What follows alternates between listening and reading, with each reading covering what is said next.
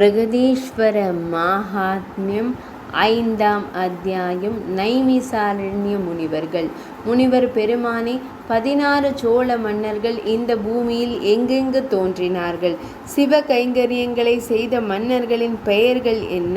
பாவங்களை போக்கவல்ல அந்த சிவபக்தர்களின் சரித்திரங்களை கேட்க விரும்புகிறோம்.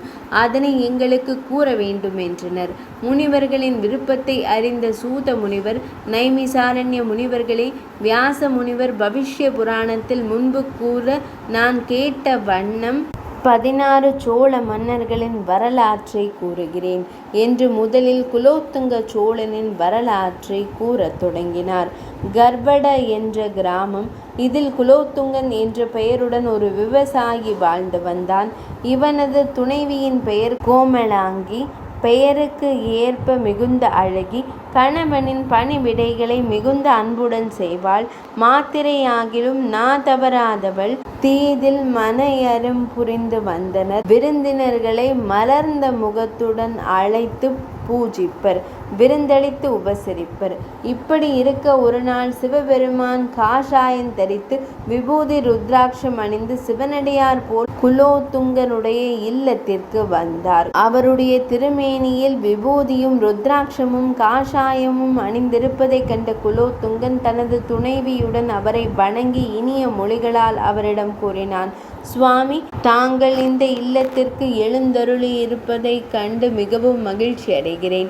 தாங்கள் எளியோம் இல்லத்தில் உணவு கொள்ள வேண்டும்.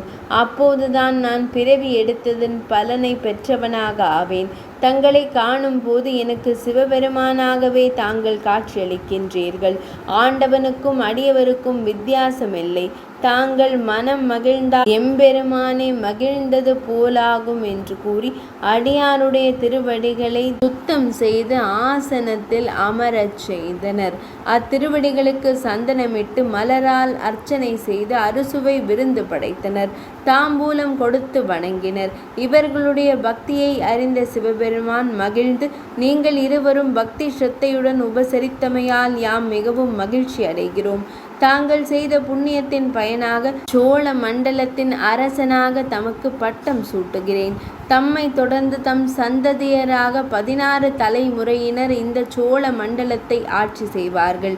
அவர்கள் எனது பக்தர்களாகவும் எனக்கு தொண்டு புரிபவர்களாகவும் இருப்பார்கள் என்று கூறிய சிவபெருமான் குபேரனை மனத்தால் நினைத்தார். நினைத்தவுடன் அங்கு தோன்றினான் குபேரன்.